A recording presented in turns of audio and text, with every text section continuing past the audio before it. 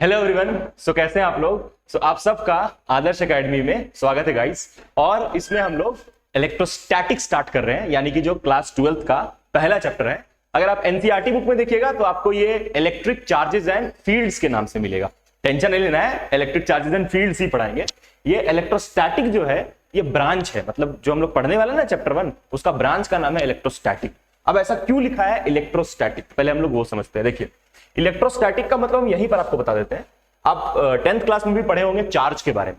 10th class में आप पढ़े होंगे चार्ज के बारे में। धीमे धीमे हम सारा चीज धीमे धीमे समझाएंगे। कुछ क्वेश्चंस भी लिए हम at the end of the video, है ना। तो उन क्वेश्चंस को आपको पहले वीडियो पॉज करके खुद भी ट्राई करना है, उसके बाद उसका सॉल्यूशन देखना है। आज का लेक्चर थोड़ा आसान होगा, ठीक है। उसके बाद फिर हम लोग धीरे धीरे धीरे करके चैप्टर को डेप्थ में जाएंगे। और हम एकदम स्ट्रिक्टली जो सिलेबस है उसको फॉलो कर रहे हैं, जो मतलब नया सिलेबस है उसको हम एकदम फॉलो करके चल रहे हैं, ठीक है। एक भी टॉपिक आपका मिस नहीं होगा। तो आइए हम लोग स्टार्ट करते हैं।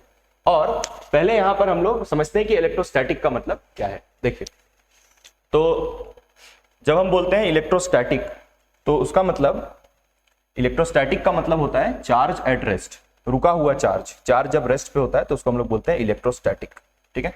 चार्ज एट रेस्ट, है ना। चार्ज जब रेस्ट पे रहता है ना, इलेक्ट्रोस्टैटिक का मतलब यहीं पर हम लिख दे रहे हैं। चलिए, चार्ज एट रेस्ट, चार्ज रुका हुआ स्टेट में, चार्ज एट रेस्ट, ठीक है। तो आप लिख सकते हैं चाहे तो इलेक्ट्रोस्टैटिक का मतलब चार्ज एट रेस्ट, ठीक है। उसके बाद हम लोग चार्ज एट रेस्ट मतलब रुका हुआ चार्ज। और जब आपको पता है कि जब चार्ज रुका होता है तो उसका वेलोसिटी मतलब चलने का रफ्तार कितना होता है, 0। रुका हुआ स्टेट में जब चार्ज होता है तब। तो आइए हम लोग आगे बढ़ते हैं, ठीक है। और ये इलेक्ट्रोस्टैटिक का मतलब तो समझ गए ना आप, सिंपल है। ये हम आपको बस बता रहे थे कि इलेक्ट्रोस्टैटिक का मतलब। फिर देखिए यहाँ पर हम लोग का जो पहला टॉपिक है क्लास 12th के अंदर, इस चैप्टर के अंदर, वो है आपका इलेक्ट्रिक चार्ज, ठीक है। और ऐसा नहीं कि इसमें हम लोग कुछ नहीं करेंगे। इस वाले वीडियो में हम लोग एक सबसे पहला फॉर्मूला पढ़ेंगे इस चैप्टर का, ठीक है। और आपका बेसिक्स अगर बन गया तो आगे के जो आने वाला चैप्टर्स है उन चैप्टर्स में भी ये कंटिन्यूअसली यूज होते रहेगा। तो इसलिए आपका बेसिक बनना बहुत इंपॉर्टेंट है, ठीक है। तो आइए हम लोग करते हैं, पहले हम लोग डिस्कशन करते हैं कि इलेक्ट्रिक चार्ज क्या होता है भाई। तो इलेक्ट्रिक चार्ज को हम लोग सिंपली एक सिंबल देते हैं इलेक्ट्रिक चार्ज का। इलेक्ट्रिक चार्ज का हम लोग सिंबल यूज करते हैं और वो जो सिंबल हम लोग देते हैं इलेक्ट्रिक चार्ज के लिए उसको हम लोग लिखते हैं क्यू। क्यू का मतलब क्या होता है, चार्ज का सिंबल। इसी चार्ज को हम लोग क्यू से भी लिखते हैं या फिर ऐसे कैपिटल क्यू से भी लिखते हैं। ये दोनों ही जो हम लिख रहे हैं, स्मॉल क्यू या फिर कैपिटल क्यू, दोनों ही चार्ज का सिंबल है। दोनों को हम लोग विग्रसली यूज करते हैं। चार्ज है क्या, जैसे आप सुने भी होंगे इलेक्ट्रॉन प्रोटॉन, तो जो इलेक्ट्रॉन प्रोटॉन है उसी को बोल रहे हैं इलेक्ट्रिक चार्ज, ठीक है। लेकिन हाँ, बस इस चैप्टर में स्पेसिफिकली हम लोग ये मान के चलेंगे कि ये सारे चार्जेस किस पे है, रेस्ट पे है, ठीक है। तो पहले हम लोग बात डेफिनेशन इसका बढ़िया लिखते हैं। अच्छा, ये जो चार्ज है आप ये सुने भी होंगे कि जैसे जो एटम होता है, जैसे हम यहाँ का अगर एक एटम बताएं और एटम के अंदर यहाँ पर न्यूक्लियस होता है बीच में, ये तो आपको पता ही होगा। और ये न्यूक्लियस के इर्द गिर्द कौन घूमता है, इलेक्ट्रॉन्स। तो वही वाला चार्ज के बारे में बात कर रहे हैं, ठीक है। अब आपको पता है कि जो एटम होता है, ऐसे हम लोग कहने को बोलते हैं कि जो एटम होता है वो सबसे स्मॉलेस्ट यूनिट होता है, लेकिन ऐसा नहीं है। एटम के अंदर इलेक्ट्रॉन प्रोटॉन होता है, फिर इलेक्ट्रॉन प्रोटॉन भी फर्दर डिवाइड होता है। लेकिन अभी आप ये समझ के चलिए कि इलेक्ट्रॉन प्रोटॉन को हम लोग ऐसे सबसे छोटा पार्टिकल मान के चल रहे हैं। तो हम लोग ये भी बोल सकते हैं कि जो चार्ज होता है वो सबसे फंडामेंटल पार्टिकल होता है। अब सर फंडामेंटल का मतलब क्या होता है? फंडामेंटल का मतलब होता है, फंडामेंटल का मतलब होता है जिसको फर्दर डिवाइड नहीं किया जा सकता है, जिसको फर्दर नहीं तोड़ा जा सकता है, फंडामेंटल पार्टिकल होता है चार्ज, ठीक है। क्योंकि इसको और फर्दर डिवाइड नहीं किया जा सकता है, ठीक है। अब चार्ज का एक बढ़िया डिफिनेशन हम आपको लिखते हैं यहाँ पर। चार्ज का जो डिफिनेशन वाइज अगर आप जाइएगा तो चार्ज को आप ऐसे डिफाइन कर सकते हैं। अच्छा, ये बताइए कि जो चार्ज है वो तो एटम के अंदर है, एटम के अंदर है। एटम का अंदर छोटा सा पार्टिकल, एटम खुद ही छोटा है भाई साहब, एटम खुद ही इतना छोटा है, उसके अंदर है चार्ज, तब तो वो तो और छोटा है। तो अगर हमको ये जानना है कि चार्ज मतलब कि डिफाइन कैसे करें चार्ज को, डिफाइन करने के लिए हम लोग बस एक ही बात लिखेंगे इसके बारे कि it is the intrinsic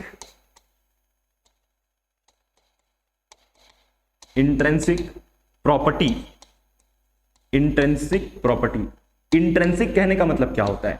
intrinsic कहने का मतलब होता है कि जो नेचुरल हो, इनबॉर्न, मतलब उसमें कुछ मिलावट ना हो। और चार्ज तो खुद ही बहुत छोटा है, उसमें भाई साहब एटम के अंदर घुस के कौन चार्ज में मिलावट करे?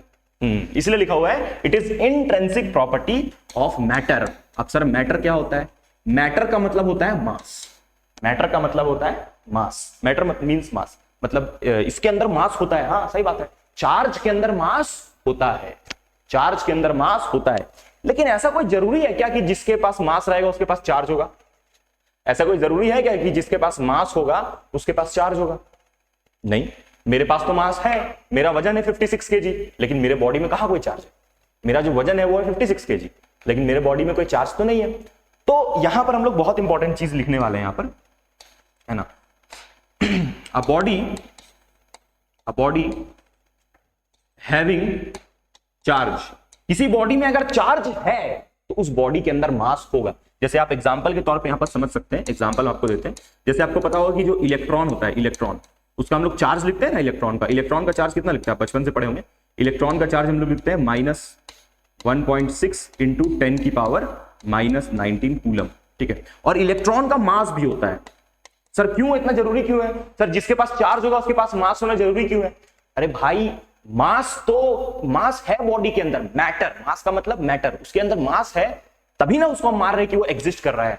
अब मास ही नहीं रहेगा तो कहां से मानेंगे कि वो एग्जिस्ट कर रहा है? इसीलिए अगर किसी के पास चार्ज है तो 100% उसके पास मास होगा ही होगा। ये बहुत जरूरी हो जाता है कि मास होना चाहिए। तो मास कितना होता है इलेक्ट्रॉन का? इलेक्ट्रॉन का मास होता है 9.1 इंटू 10 की पावर -31 kg। 9.1 इंटू 10 की पावर -31 kg। अब आपको कमेंट सेक्शन में कमेंट करके बताना है कि प्रोटॉन का चार्ज और मास कितना कितना होता है। प्रोटॉन का चार्ज और मास कितना कितना होता है, ठीक है। हम एक चीज आपको यहाँ पर छोटा सा बता देते हैं कि जो प्रोटॉन का मास होता है, प्रोटॉन और इलेक्ट्रॉन क्या है? चार्ज, इसलिए इसका एग्जांपल दे रहे हैं। जो प्रोटॉन का मास होता है, भारी होता है प्रोटॉन। कितना भारी होता है? तो 1836 टाइम्स होता है इलेक्ट्रॉन के मास के, ठीक है। खैर, तो आप यहां तक समझ गए होंगे, उम्मीद करते हैं। आपको कमेंट करना है कि प्रोटॉन का मास और चार्ज कितना होता है, ठीक है। तो ये कुछ बेसिक एकदम बात हुआ। बॉडी हैविंग, यहां पर लिख देते हैं, body having charge must have mass, must have mass। अगर किसी की बॉडी के पास चार्ज है, अगर किसी बॉडी के पास चार्ज है तो मास होगा ही होगा। लेकिन आप यहां चाहे तो ऐड कर लीजिए नोट्स में कि अगर चार्ज है तो मास तो होगा, लेकिन ऐसा कोई जरूरी नहीं है कि मास है तो चार्ज होगा। ऐसा कोई जरूरी नहीं है कि मास है तो चार्ज होगा। ये आप समझ रहे हैं ना। तो यहां पर हम, आप चाहे तो लिख सकते हैं vice versa is not true, है ना, लिख देते हैं। बट वाइस वर्सा मतलब इसका उल्टा सही नहीं होगा, but vice versa is not true. चलिए, इतना बेसिक बात करने के बाद हम लोग आगे बढ़ते हैं। उम्मीद करते हैं आपको ये समझ में आएगा। आप चाहे तो इस स्लाइड का स्क्रीनशॉट ले सकते हैं, ठीक है। स्क्रीनशॉट ले लीजिए, आगे बढ़ते हैं हम लोग, ठीक। आइए आगे बढ़ते हैं नेक्स्ट। तो इसके बाद नेक्स्ट जो हम लोग है, इसमें हम लोग नेक्स्ट अब टाइप्स ऑफ चार्ज का बात करेंगे, ठीक है। और भी कुछ इंपॉर्टेंट बात है चार्ज के बारे में, हम थोड़ा आपको और बता देते हैं। जैसे चार्ज जो होता है ना, चार्ज, वो चार्ज जो हम लोग यहाँ पर डिस्कशन किए, जितना भी चार्ज जो भी डिस्कस किए अभी तक चार्ज के बारे में, वो किन चार्जेस के बारे में बात कर रहे हैं? जो फंडामेंटल होता है, इलेक्ट्रॉन, प्रोटॉन, और एक ऐसा भी पार्टिकल होता है जिसमें कोई चार्ज नहीं होता है, आप जानते भी होंगे, न्यूट्रॉन, ठीक है। तो यहां पर हम लोग पहले अभी आगे बढ़ते हैं, आगे टॉपिक देखते हैं, टाइप्स ऑफ चार्ज डिस्कस करते हैं, फिर और इन्फॉर्मेशन आपको चार्ज के बारे में दे देंगे। तो देखिए यहां पर हम लोग आते हैं पहले टाइप्स ऑफ चार्ज के बारे, फिर और इन्फॉर्मेशन भी अभी चार्ज के बारे में देंगे। टाइप्स ऑफ चार्ज, तो टाइप्स ऑफ चार्ज में 2 टाइप का चार्ज होता है, ठीक है। तो हम लोग पहले देखते हैं पहला टाइप का जो चार्ज है, पहला टाइप का चार्ज। तो पहला होता है आपका पॉजिटिव चार्ज, ये तो जानता ही होगा सब, पॉजिटिव चार्ज है, पॉजिटिव चार्ज, उसको हम लोग लिखेंगे प्लस क्यू से, ठीक है। पॉजिटिव चार्ज को हम लोग लिखेंगे प्लस क्यू से, इसको हम लोग लिखते हैं प्लस क्यू से। और जो नेगेटिव चार्ज दूसरा होता है आपका नेगेटिव चार्ज, ठीक है, नेगेटिव चार्ज, उसको हम लोग लिखते हैं माइनस क्यू से। इतना तो बेसिक बात सब जानता होगा, ठीक है। जो पॉजिटिव चार्ज है और जो नेगेटिव होता है, अट्रैक्शन होता है, एनसीईआरटी में कैसे बढ़िया डायग्राम भी बनाया रहता है, आपको बना के दिखा देते हैं, कुछ इस टाइप से डायग्राम बना देता है, ठीक है, आप ये समझ सकते हैं, ठीक है। जैसे यहाँ पर ये प्लस है और ये प्लस है, तो ये दोनों क्या कर रहा होगा, रिपेल, इतना तो सबको मालूम होगा भाई, इसलिए हम जल्दी इसको पार कर रहे हैं। और एक और हो सकता है यहाँ पर, जैसे अगर मेरे पास 2 चार्ज होगा माइनस माइनस, तो ये माइनस माइनस भी क्या करेगा, रिपेल, ये माइनस वाला इधर भागेगा और ये माइनस वाला इधर भागेगा। और अगर 2 सेम नेचर का चार्ज रहेगा, सेम नेचर कहने का मतलब सेम नेचर नहीं, अपोजिट नेचर, मतलब एक प्लस रहेगा और एक माइनस रहेगा, तो ये दोनों क्या करेगा, एक दूसरे को अट्रैक्ट, ठीक है। बस इतना ही बात है चार्ज के बारे में, ठीक है। चलिए आगे बढ़ते हैं हम लोग, नेक्स्ट आगे बात करते हैं, आप चाहे तो लिख सकते हैं, ठीक है। नेक्स्ट देखिए आगे, तो चार्ज 2 टाइप का होता है, आपको बता दिए, ठीक है। नेक्स्ट फिर है प्रॉपर्टीज ऑफ चार्ज। अब ये बहुत इंपॉर्टेंट है भाई, यहां से मतलब इंपॉर्टेंट पार्ट चैप्टर का स्टार्ट हो गया। ये सब तो अभी जितना बात की हम लोग बेसिक था, अब यहां से इंपॉर्टेंट बात शुरू हो गया, ठीक है। तो अब हम लोग सबसे पहले बात करेंगे प्रॉपर्टीज ऑफ चार्ज के बारे में। तो चार्ज का कुछ प्रॉपर्टीज होता है, कुछ बेसिक प्रॉपर्टीज होता है चार्ज का। क्या क्या होता है थोड़ा आपको ब्रीफली यहां पर एक्सप्लेन करेंगे। देखिए यहां पर पहला जो प्रॉपर्टी है हम लोग का, ये एनसीईआरटी बुक में भी आपको लिखा मिल जाएगा, मैं एनसीईआरटी को थोड़ा फॉलो करके चल रही हूँ कि उसमें कैसे सीक्वेंस लिया है, ठीक है। तो यहां पर देखिए पहला जो प्रॉपर्टी होता है चार्ज का, वो होता है चार्ज इज एडिटिव, है ना। इसको कहीं कहीं पर लिखा रहता है additivity of charge, charge is additive, charge is additive. Additive कहने का मतलब क्या है भाई? एडिटिव कहने का मतलब यह है कि चार्ज एक स्केलर क्वांटिटी के जैसा डायरेक्टली ऐड होता है, चार्ज एक स्केलर क्वांटिटी के जैसा डायरेक्टली ऐड होता है, ठीक है। और चार्ज एक स्केलर क्वांटिटी भी है, ये भी आपको मालूम होगा, charge is nothing but a scalar quantity, ठीक है। चार्ज का एसआई यूनिट ये सब तो हम थोड़ा सा डिस्कस नहीं किया, उसको एक बार हम कर लेते हैं, पहले इसको समझा देते हैं, है ना? कोई दिक्कत नहीं, आप चाहें तो उसको ऐड कर सकते हैं। देखिए यहाँ पर आपको बता देते हैं एक बार, ठीक है। Charge is a scalar quantity और ये सब हमको नहीं बताया, उसको एक बार समझा देते हैं। अच्छा क्वेश्चन आ गया इधर,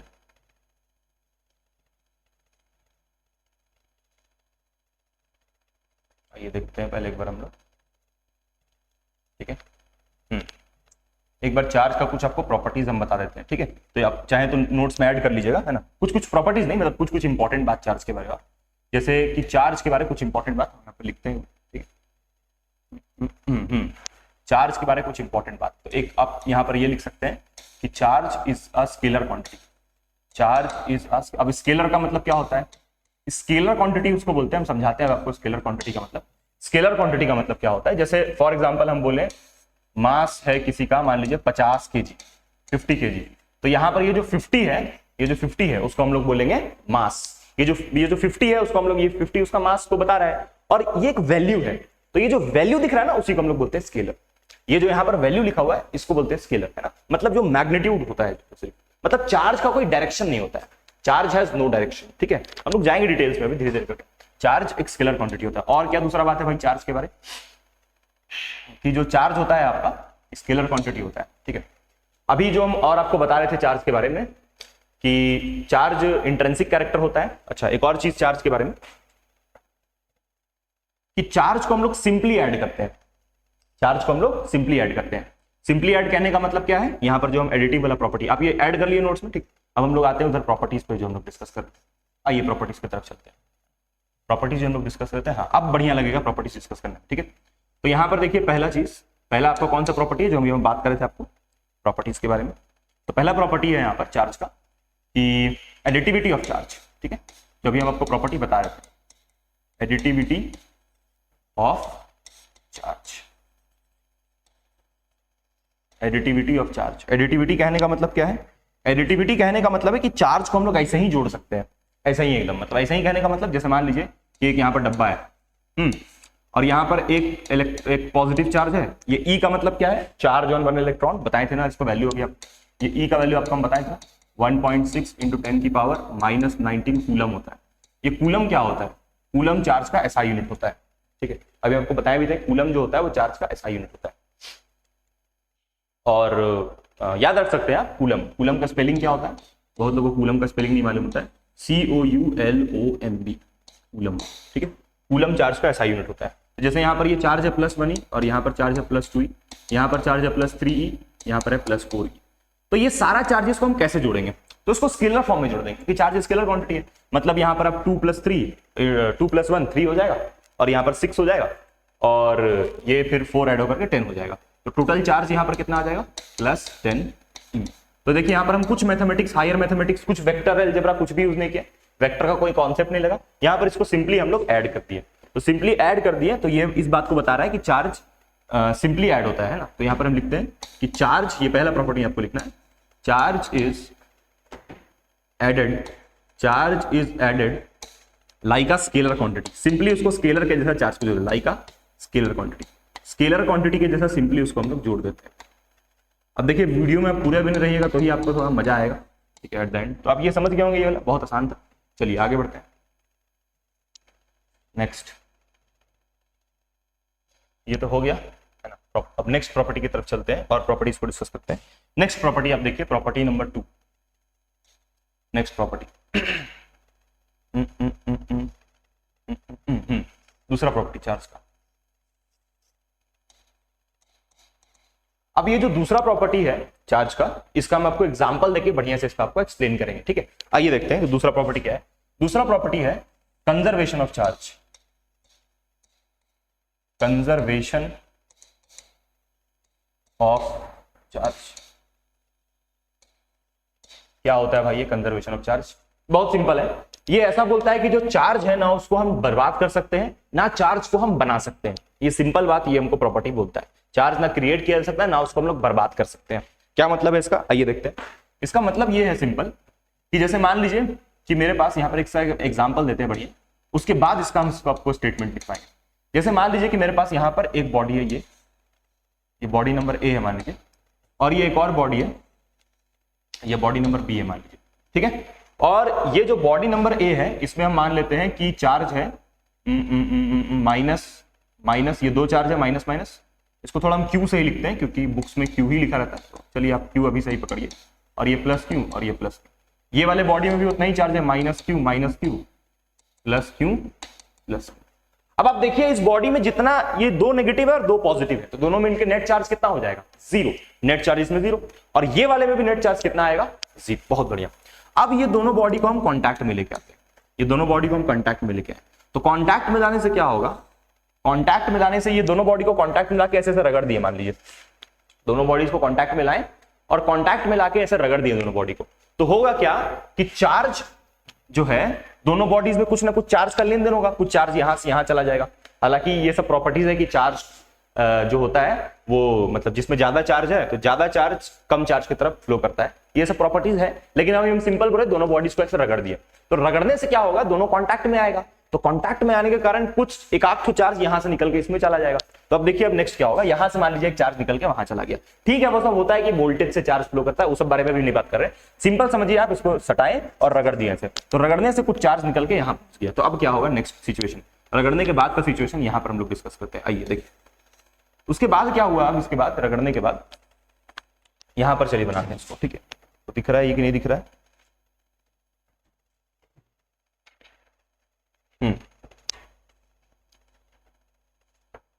तो यहां देखिएगा रगड़ने के बाद का सिचुएशन क्या हुआ।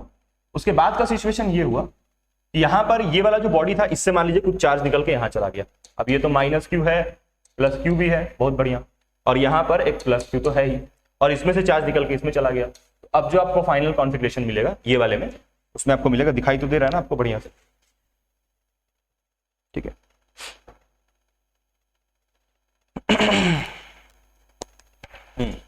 अब जो आपको फाइनल कॉन्फ़िगरेशन मिलेगा इसके बाद वाला, इसके बाद जो आपको कॉन्फ़िगरेशन मिलेगा वो यहां पर ये माइनस है, ये दोनों प्लस प्लस है, और इधर चार्ज यहां से उठ के इसमें चला गया, तो ये हो जाएगा प्लस क्यू। ये तो बढ़िया है, प्लस क्यू तो पहले से ही था, और यहां पर एक और प्लस क्यू था, ठीक है, और माइनस क्यू और माइनस क्यू, और इसमें से एक माइनस निकल के इसमें चला गया।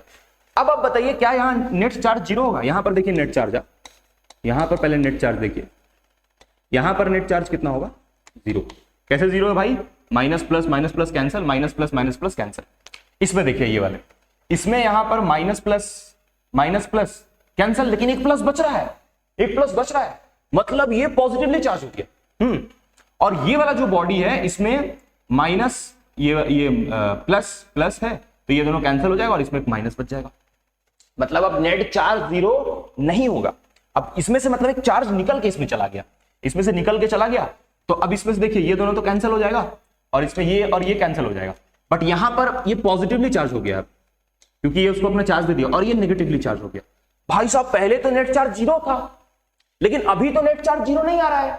लेकिन एक मिनट, अगर आप इस ओवरऑल सिस्टम का बात करिएगा, ओवरऑल सिस्टम, तो अभी फिर से यहां पर जितना प्लस है, प्लस कितना है? 1 2 3 4 5, और माइनस कितना है? 1 2 3 4, ठीक है। यहां पर देख लेते हैं एक बार फिर से, प्लस कितना है? 1 2 3 4, 4 प्लस दिख रहा है साफ साफ, देखिए यहां पर 1 2 3 4, 4 प्लस है, और माइनस कितना है? 1 2 3 4, 4 माइनस है, और ये दोनों कैंसिल हो जाएगा फिर से।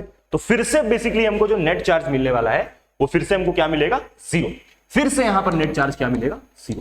तो net charge is again zero.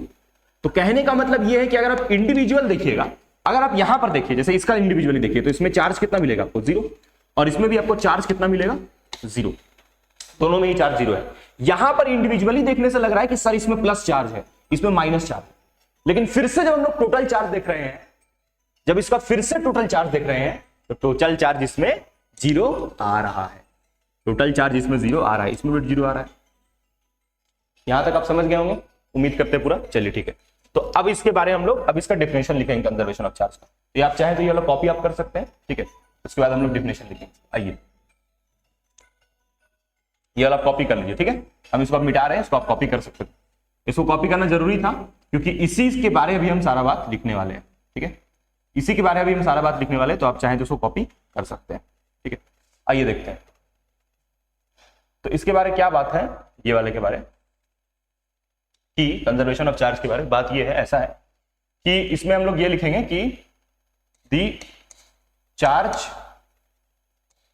Can neither be created nor be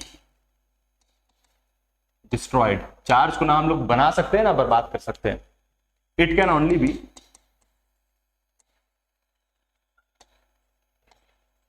transferred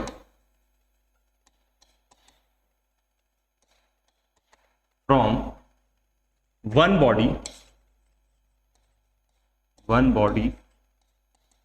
to another. एक बॉडी से दूसरे बॉडी में बस चार्ज फ्लो कर सकता है, ठीक है। नेट चार्ज, जैसे यहां पर वही हम लिखे हैं, the charge can neither be created nor be destroyed, it can only be transferred from, जैसे एक बॉडी से दूसरे बॉडी में ट्रांसफर कर रहे थे ना, और आप ओवरऑल चार्ज पहले देख रहे थे तो भी जीरो था, ओवरऑल चार्ज बाद में देख रहे थे तो भी वो कितना आ रहा था, जीरो ही आ रहा था, ठीक है। आइए अब आगे बढ़ते हैं हम लोग, ठीक है। नेक्स्ट ये आप लिख लिए होंगे, ठीक है, लिख लीजिए आप चाहते तो इसको लिख लीजिए, ठीक है। आगे बढ़ते हैं हम लोग। नेक्स्ट, तो ये तो पहला प्रॉपर्टी हो गया, ये तो दूसरा प्रॉपर्टी हो गया चार्ज का, है ना। पहला एडिटिविटी था, दूसरा कंजर्वेशन है। अब आते हैं हम लोग तीसरा और सबसे इंपॉर्टेंट प्रॉपर्टी में, जो आपको एक फॉर्मूला देके जाएगा। उसके बाद हम लोग क्या करेंगे, उसके बाद क्वेश्चंस करेंगे, ठीक है। आइए देखते हैं, तो अभी हम लोग का नेक्स्ट प्रॉपर्टी देखें।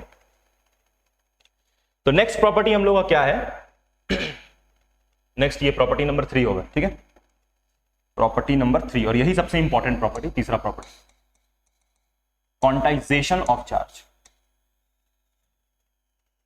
क्वांटाइजेशन ऑफ चार्ज,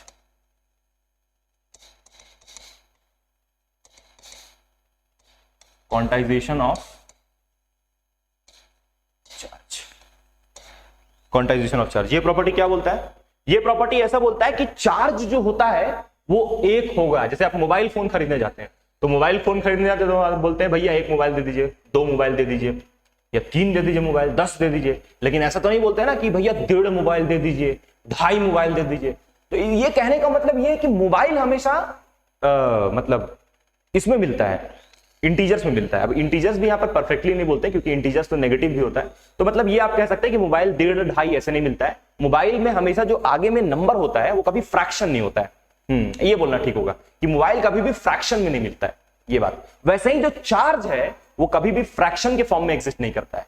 चार्ज किसी भी बॉडी में या तो 1 होगा, या तो 1 कूलम चार्ज, 1 कूलम नहीं मतलब, या तो किसी बॉडी में 1 ई चार्ज होगा, या तो 2 ई चार्ज होगा, या तो 3 ई चार्ज होगा। ई कहने का मतलब इलेक्ट्रॉन आप बोल सकते हैं, ठीक है, या प्रोटॉन बोल सकते हैं। तो जैसे किसी बॉडी में 10 ई चार्ज होगा, लेकिन कभी ऐसा नहीं होता 1.5 इलेक्ट्रॉन, 2.5 इलेक्ट्रॉन, ऐसा नहीं होता है। 1/2, 3/2 ये सब नहीं चलेगा, ठीक। तो वही चीज इस बारे में। क्वांटाइजेशन का मतलब क्या होता है, क्वांटाइजेशन का मतलब होता है कि क्वांटाइज्ड वे में, मतलब कि 1 2 3 4 ऐसे करके मिलता है। तो यहां पर हम लोग लिखते हैं कि charge always, charge on a body always exists in the form of integers। किसी भी बॉडी में जो चार्ज होता है वो इंटीजर्स के फॉर्म में एग्जिस्ट, इंटीजर्स कह सकते हैं, इंटीजर्स बोल सकते हैं। इंटीजर्स कहने का मतलब जैसे मान लीजिए मेरे पास, इसका एग्जांपल हम लोग बढ़िया लेते हैं। एग्जांपल इसका ये है, पहले हम एक फॉर्मूला लिखते हैं चार्ज को, पहले चार्ज को निकालने का एक फॉर्मूला लिखते हैं, और ये आपका 12th का पहला फॉर्मूला होगा। Q is equals to plus minus NE। Q is equals to plus minus NE। अब इसको ठीक से समझिए, यहां पर ये N का मतलब क्या है। N का मतलब है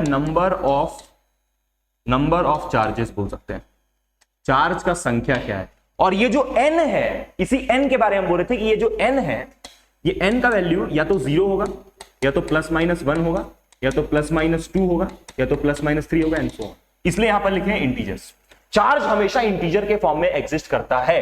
कहने का मतलब यह है कि चार्ज का वैल्यू या तो 0 होगा, या तो चार्ज का वैल्यू +1 ही होगा। प्लस और माइनस दोनों क्यों लिख रहे हैं समझ रहे हैं ना, क्योंकि चार्ज जो है वो पॉजिटिवली भी हो सकता है और नेगेटिवली भी हो सकता है। पॉजिटिव चार्ज भी एग्जिस्ट करता है और नेगेटिव चार्ज भी, इसलिए प्लस माइनस एनी।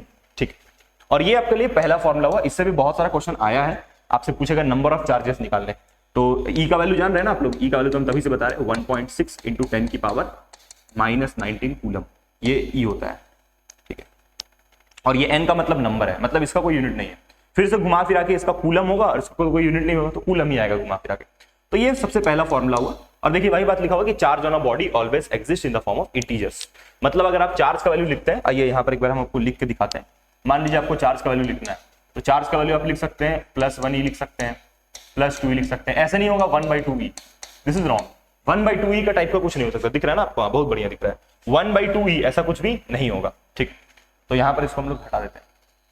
तो आप ये समझ गए होंगे उम्मीद करते हैं। ठीक है, तो आप चाहें तो इसको लिख लीजिए, इसका आप स्क्रीनशॉट ले सकते हैं। ठीक है, ये आपको समझ में आ रहा होगा बहुत बढ़िया से। और अब हम लोग आते हैं इस वाले पे, इससे क्वेश्चंस भी है, क्वेश्चंस भी हम लेकर के आए हैं। ठीक है, ये वाले फॉर्मूला से हम नेक्स्ट क्लास में क्वेश्चन सॉल्व करवाएंगे, इससे हम क्वेश्चन सॉल्व कराएंगे। इससे क्वेश्चंस आता है, ऐसा नहीं कि नहीं आता, इससे क्वेश्चंस बहुत सारा आया है। क्वेश्चंस कहने का मतलब न्यूमेरिकल्स, छोटा छोटा क्वेश्चन है, बहुत कॉन्सेप्चुअल क्वेश्चन इससे पूछा गया है। ठीक है, चलिए आगे बढ़ते हैं हम लोग, है ना। Charge on a body always exist in the form of integers, समझ गए होंगे आप। चलिए आगे चलते हैं। एनसीईआरटी में लिखा रहता है इंटीग्रल मल्टीपल, एक ही बात है। इंटीग्रल मल्टीपल कहने का मतलब है कि जो एन का वैल्यू होगा वो इसके साथ इंटीजर के फॉर्म में होगा। ठीक है, चलिए आइए आगे हम लोग बढ़ते हैं। नेक्स्ट देखिए, नेक्स्ट यहां पर अब आपका क्वेश्चन आ गया। ठीक है, नेक्स्ट यहां पर क्वेश्चन आ गया। ठीक है, आइए क्वेश्चन सॉल्व करते हैं, आपको खुद भी ट्राई करके देखना है। ठीक है, क्या बोला है इसमें, the quantization of charge indicates that. Quantization अभी जस्ट हम लोग पढ़ रहे थे, क्वांटाइजेशन क्या इंडिकेट करता है, क्वांटाइजेशन ऑफ चार्ज। तो यहां पर अभी आपको बताएं कि जो चार्ज होता है वो फ्रैक्शन में एग्जिस्ट नहीं करता है। 1/2e 1/3e ऐसे इलेक्ट्रॉन नहीं होता है, हमेशा जो उसका नंबर होता है वो 1 2 3 4 ऐसे होता है। ठीक है, तो यहां पर देखिए वही लिखा हुआ है, यहां पर पहला ऑप्शन लिखा है charge which is a fraction, charge which is a fraction of charge on an electron is not possible. हाँ सही बात है, जो इलेक्ट्रॉन होता है वो कभी भी फ्रैक्शन में नहीं एग्जिस्ट करेगा, मतलब इलेक्ट्रॉन कभी ऐसे नहीं होगा 1/2e ऐसे नहीं एग्जिस्ट करेगा इलेक्ट्रॉन। इलेक्ट्रॉन या तो e के फॉर्म में एग्जिस्ट करेगा या तो 3e के फॉर्म में, है ना।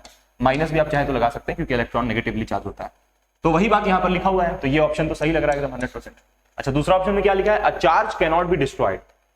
ये भी ऑप्शन सही है। क्वांटाइजेशन क्या बोलता है लेकिन वो पूछ रहा है, ऑप्शन तो ये सही लिखा हुआ है, चार्ज को कभी हम लोग बर्बाद नहीं कर सकते, लेकिन क्वांटाइजेशन प्रॉपर्टी क्या बोलता है वो पूछ रहा है। क्वांटाइजेशन तो ये पहले वाली बात बोलता है ना कि चार्ज फ्रैक्शन में एग्जिस्ट नहीं करता है। हम आपको बताएं कि चार्ज इंटीजर होता है, इसका मतलब कि वो फ्रैक्शन नहीं हो सकता है, उसी का घुमाव है। ठीक है, तो ये पहला ऑप्शन होगा और आगे ऑप्शन आपको ऐसे चेक करने की जरूरत नहीं है, आपका एग्जाम में सिर्फ एक ही करेक्ट होता है। चार्ज एग्जिस्ट्स ऑन पार्टिकल्स, ये भी बात तो सही है ये भी, लेकिन पूछ रहा है क्वांटाइजेशन क्या होता है, there exist a minimum permissible charge on a particle. ठीक है, ये सब तो ये क्या बोल रहे हैं, minimum permissible charge on a particle. ऐसा कुछ नहीं है, जरूरी नहीं कि ऑब्जेक्ट में चार्ज रहेगा ही रहेगा, अनचार्ज ऑब्जेक्ट भी हो सकता है। ठीक, तो आइए अब नेक्स्ट क्वेश्चन की तरफ चलते हैं। पहला वाला आप समझ गए होंगे ना, चलिए नेक्स्ट क्वेश्चन देखिए। नेक्स्ट क्वेश्चन पे आते हैं हम लोग, आइए नेक्स्ट क्वेश्चन में क्या बोला है, The property which differentiates two kind of charges, दो अलग अलग टाइप का चार्ज है। जैसे हम बोल रहे हैं इलेक्ट्रॉन प्रोटॉन, तभी से बोल रहे हैं। तो जो इलेक्ट्रॉन है वो नेगेटिवली चार्ज होता है और प्रोटॉन पॉजिटिवली चार्ज होता है। तो वो जो उसका माइनस प्लस वाला नेचर है वो उसका डिफरेंस को बता रहा है कि एक नेगेटिवली है एक पॉजिटिवली है, और इसी को फिजिक्स के भाषा में हम लोग बोलते हैं पोलैरिटी। देखिए यहां पर लिखा हुआ भी equality of charge, property which differentiate two kinds of charge. Kinds of charge की मतलब अलग अलग टाइप का चार्ज है, आपको पढ़ाए थे अभी टाइप्स ऑफ चार्जेस, एक पॉजिटिव एक नेगेटिव, तो वो पोलैरिटी के बारे में बात करें तो ये वाला ऑप्शन होगा polarity of charge. Fraction of charge का तो कोई मतलब नहीं है, none of the option. Equality तो कोई मतलब ही नहीं बनता है, तो प्रॉपर्टी पोलैरिटी कौन सा, पोलैरिटी मतलब प्लस है कि माइनस। ठीक, नेक्स्ट चलते हैं आगे हम लोग। ये बोले देखिए इसमें क्या बोला है, एक बढ़िया क्वेश्चन भी हम लिए हैं, आपको एकदम सोचने पे मजबूर कर देगा ये। ठीक है, देखिए यहां पर क्या है, the size, if the size of charged bodies are very small compared to that to the distances between them, then we write, मतलब अगर दो बॉडी है, दो बॉडीज है मान लीजिए, दोनों का साइज को ये क्या बोल रहा है, if the size of the charged bodies are very small compared to the distance between them, मतलब कि ये जो दो बॉडी है, मतलब कुछ फिगर ऐसा है, देखिए यहां पर जो भी बोला ना क्वेश्चन में उसका फिगर एक बार हम आपको बना के दिखाते हैं। ये एक बॉडी है, ये एक बॉडी है और ये एक बॉडी है, और इन लोगों का साइज इतना छोटा है कि मतलब क्यों नजर ही नहीं आ रहा है। मतलब आप इमेजिन कर रहे हैं कि ऐसा होगा, ये एक बॉडी है, बॉडी नंबर ए, और ये बॉडी नंबर बी है। बट ये क्वेश्चन के हिसाब से वो ऐसा कह रहा है कि बॉडी इतना बड़ा है और इन लोगों के बीच का डिस्टेंस इतना बड़ा है कि बॉडीज तो दिख ही नहीं रहा है। ये बॉडी नंबर ए, क्वेश्चन ऐसा कह रहा है कि ये जो दोनों बॉडीज है इसका साइज बहुत बहुत छोटा छोटा, देखिए ये बॉडी और ये बॉडी का साइज बहुत छोटा है, ऐसा कह रहा है वो। ठीक, वी ट्रीट देम एज, तो उनको हम लोग क्या बोलते हैं? तो बहुत सिंपल है, उसको हम लोग बोलते हैं पॉइंट चार्ज। क्या बोलते हैं? Point charge. मतलब जो अभी आप पढ़ रहे हैं ना, जितना चार्ज का दूसरा नाम भी होता है ये पॉइंट चार्ज। ये जो हम लोग लिख रहे थे स्मॉल क्यू या फिर कैपिटल क्यू, ये दोनों का ही मतलब होता है पॉइंट चार्ज। ठीक है, किसी भी बॉडी में जो मतलब जो हम लोग जो चार्ज, इलेक्ट्रॉन हुआ, प्रोटॉन हुआ, ये सब सब पॉइंट चार्ज हुआ। पॉइंट चार्ज मतलब बहुत छोटा। और जैसे जैसे मान लीजिए कि कोई आपका घर में ऑब्जेक्ट है, उसमें मान लीजिए करंट फ्लो कर रहा है। कोई बड़ा सा मान लीजिए कि मेटालिक ऑब्जेक्ट है, उसमें मान लीजिए किसी तरह करंट आ गया और आप छुए, आपको करंट लग गया, तो उसको आप पॉइंट चार्ज नहीं बोलिएगा, क्योंकि वो तो एक बड़ा ऑब्जेक्ट है जिसमें ढेर सारा चार्ज फ्लो कर रहा है, तो वो करंट वाला बात हो गया। लेकिन जब हम बात करेंगे किसी एक छोटा सा पार्टिकल का, छोटा सा ऑब्जेक्ट का, तो उसको बोलेंगे पॉइंट चार्ज। मतलब ये जो स्मॉल क्यू कैपिटल क्यू है ना, उसको हम लोग पॉइंट चार्जेस भी बोलते हैं, क्योंकि यहाँ पर लिखा है कि वो लोग का साइज बहुत ही छोटा है। तो साइज बहुत छोटा होने का बात किया है ना, देखिए यहाँ पर लिखा हुआ है size of the bodies are very small, मतलब ये डिस्टेंस बड़ा दिख रहा है, इतना छोटा साइज, मतलब इस डिस्टेंस के सामने लोगों का साइज कुछ दिख ही नहीं रहा है, बहुत ही छोटा है, तो उसको आप लोग बोलेगा पॉइंट चार्ज। ठीक है, फिर यहाँ पर जीरो चार्ज हो गया, तो पॉइंट चार्ज करना था। ठीक है, जीरो चार्ज तो नहीं होगा, चार्ज तो होगा उसमें, लेकिन क्योंकि इलेक्ट्रॉन प्रोटॉन बहुत छोटा होता है, इलेक्ट्रॉन प्रोटॉन क्योंकि बहुत छोटा होता है, छोटा होने के कारण जो उनका छोटा होने के कारण उनको हम लोग पॉइंट चार्जेस बोलते हैं। बहुत छोटा होता है ना, टाइनी होता है। आज तक इलेक्ट्रॉन प्रोटॉन को कोई देखा थोड़ी है, ठीक है, तो इमेजिनरी है बस, है ना। तो यहाँ पर देखिए, इमेजिनरी कहने का मतलब ये नहीं कि एग्जिस्ट नहीं करता है, एग्जिस्टेंस होता है। ठीक है, तो यहाँ पर देखिए लिखा है जीरो चार्ज, तो जीरो तो नहीं होगा, पॉइंट चार्ज आप बोल सकते हैं। और एक लिखा है सिंगल चार्ज, नो चार्ज, ये तो बकवास है। चलिए अब नेक्स्ट आगे बढ़ते हैं हम लोग। ठीक है, आइए चलते हैं नेक्स्ट क्वेश्चन की तरफ, शायद ये वाला क्वेश्चन बढ़िया हो। हाँ, ये वाला देखिए, ये भी थोड़ा आसान है। ठीक है, इसके बाद वाला हम लोग देखेंगे, ये क्वेश्चन भी बहुत आसान है, बहुत simple question. What happens when a glass rod is rubbed with silk, है ना। मेरे पास मान लीजिए ग्लास रॉड है। अब ग्लास रॉड जो होता है वो ग्लास रॉड है, मतलब एक मेटल है, ये कुछ नहीं तो क्या है, मेटल। और आपको पता है कि जो मेटल्स होता है उसमें एबिलिटी होता है इलेक्ट्रॉन लूज करने का।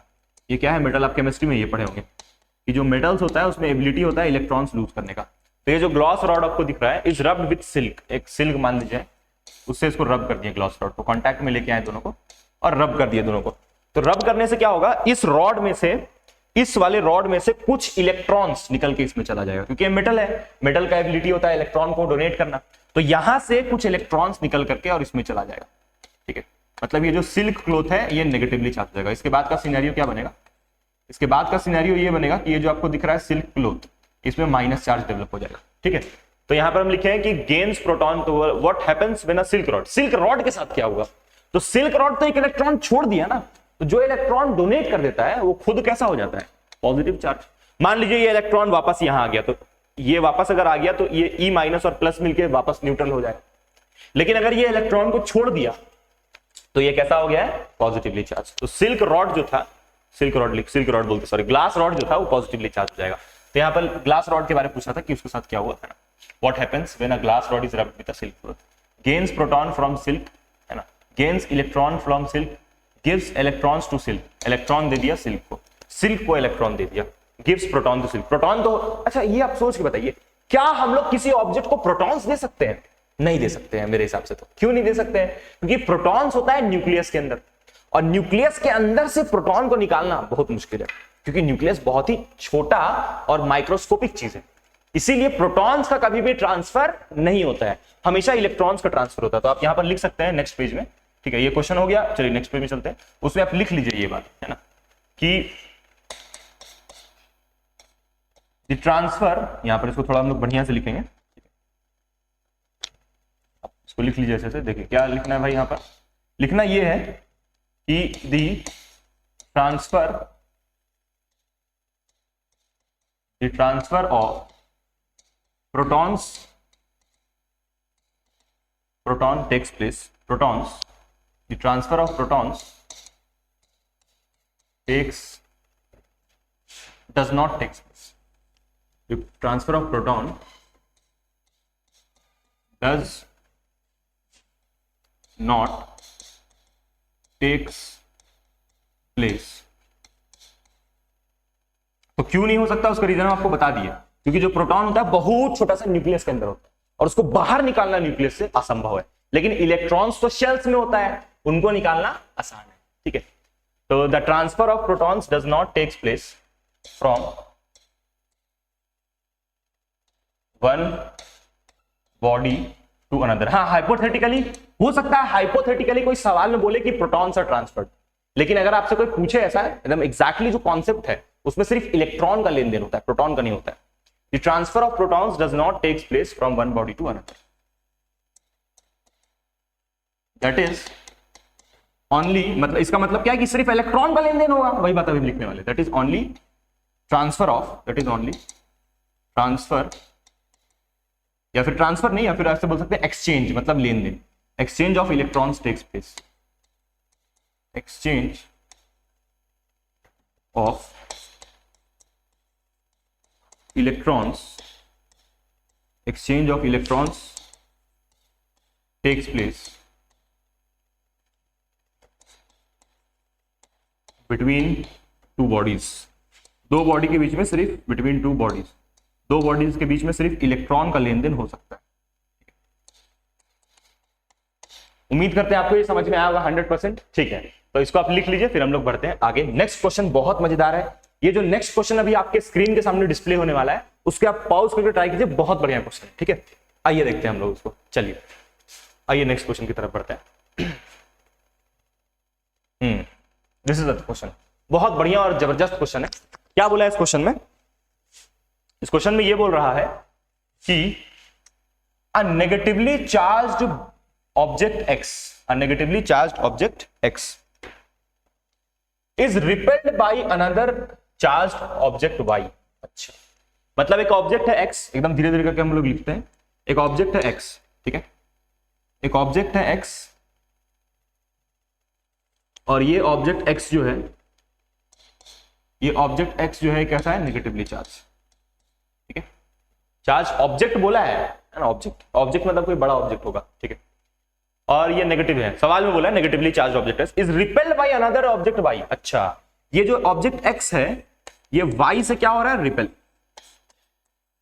तो इसका मतलब कि अगर वाई जो है, इसका मतलब अगर जो वाई है,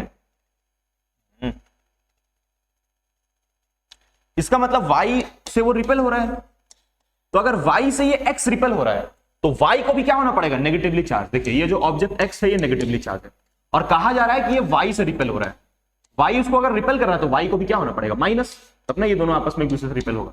ठीक है, वाई भी माइनस होगा क्योंकि एक्स को वो रिपेल कर रहा है और एक्स नेगेटिव है, तो वाई को भी नेगेटिव मजबूरी में होना पड़ेगा। बहुत बढ़िया। अब क्या लिखा है? However an object z is attracted by Y. अच्छा, मतलब एक ऑब्जेक्ट z भी है, एक ऑब्जेक्ट z भी है जो कि क्या हो रहा है? अट्रैक्ट हो रहा है वाई से, है ना। चलिए यहां पर लिखते हैं हम लोग, एक ऑब्जेक्ट z है जो कि अट्रैक्ट हो रहा है, एक ऑब्जेक्ट z जो है जो कि अट्रैक्ट हो रहा है वाई से, अट्रैक्ट हो रहा है वाई से। और अगर ऑब्जेक्ट z वाई से अट्रैक्ट हो रहा है, अगर ऑब्जेक्ट z वाई से अट्रैक्ट हो रहा है तो वाई नेगेटिव है, तो z को क्या होना पड़ेगा? पॉजिटिव। z को क्या होना पड़ेगा? पॉजिटिव, तभी वो वाई से अट्रैक्ट होगा। तो यहां पर क्या होगा? Which of the following is the most possibility of charge on z। z में कौन सा चार्ज होगा? z में कौन सा? देखिए यहां पर हम फिर से लिख देते हैं, y नेगेटिव है भैया। यहां पर आइए हम लोग बनाते हैं, ये जो y है और मान लीजिए ये z है।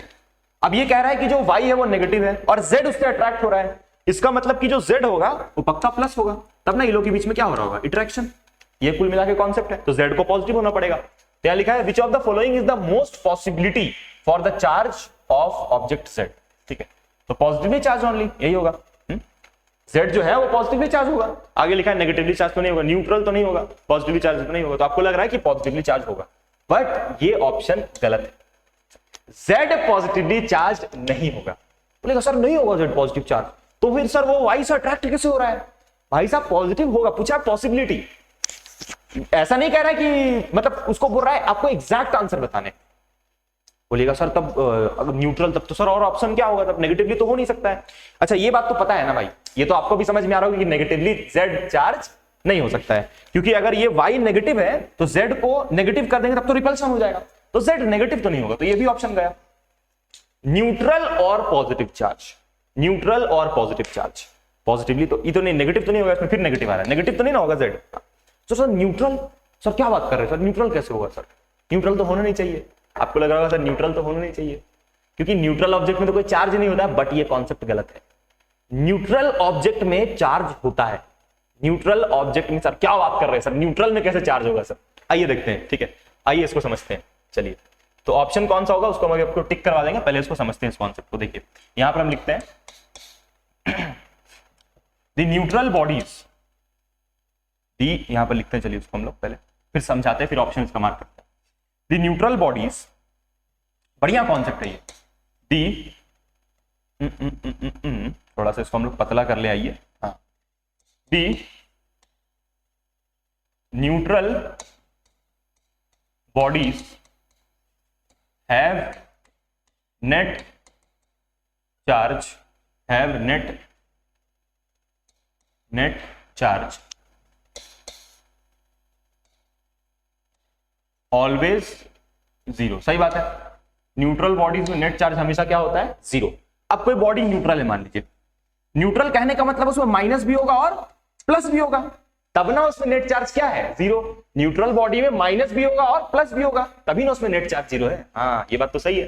तो इसका मतलब सर न्यूट्रल बॉडी में माइनस भी होता है और प्लस भी होता है, मतलब न्यूट्रल बॉडी पॉजिटिव को भी अट्रैक्ट कर सकता है और नेगेटिव को भी। बिल्कुल सही बात है, नेट चार्ज जीरो है, हम मान रहे हैं बॉडी में नेट चार्ज जीरो है। इसका मतलब उसमें प्लस भी, जितना प्लस होगा उतना ही माइनस होगा। प्लस एक होगा तो माइनस भी एक होगा, तब ना उसमें नेट चार्ज क्या हो रहा है? जीरो।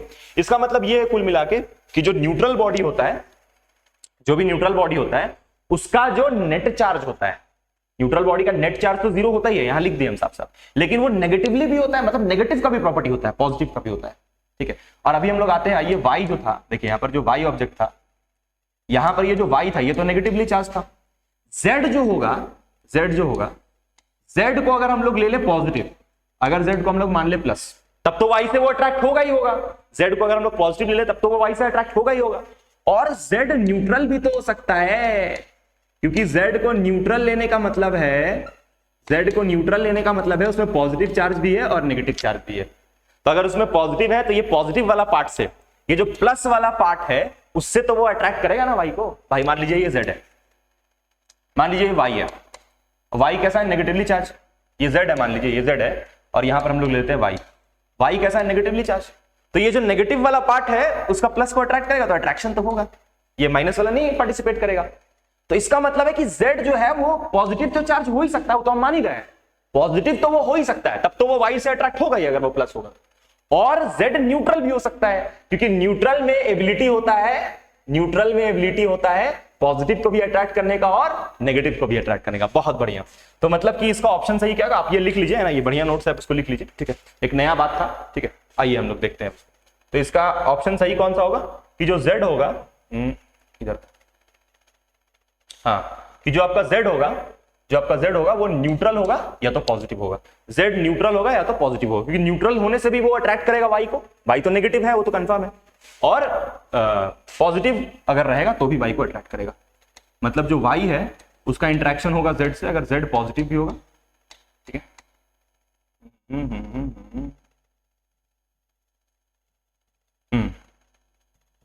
अगर जेड पॉजिटिव होगा तो भी इंटरेक्शन होगा, और वाई का अट्रैक्शन होगा जेड से अगर जेड माइनस प्लस भी रहेगा तो, और ये तो माइनस है ही।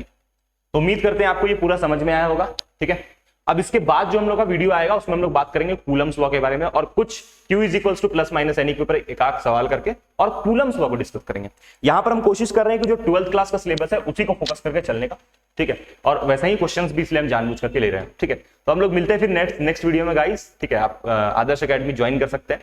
ठीक है, ऑफलाइन ट्यूशन है हम लोग का यहाँ पर प्लाजा में, वहाँ आप ज्वाइन कर सकते हैं, और भी है एक और सेंटर भी है। ठीक है, वहां भी आप ज्वाइन कर सकते हैं। आप कमेंट करके बताइए आपको वीडियो कैसा लगा, कोई भी पार्ट है आपको कमेंट करके बता सकते हैं, कहां पर आपको क्या दिक्कत है, कुछ भी है तो आप कमेंट करके बता सकते हैं। ठीक है, तो फिर हम लोग मिलते हैं नेक्स्ट वीडियो में कूलम्स लॉ के साथ। तब तक के लिए बाय बाय।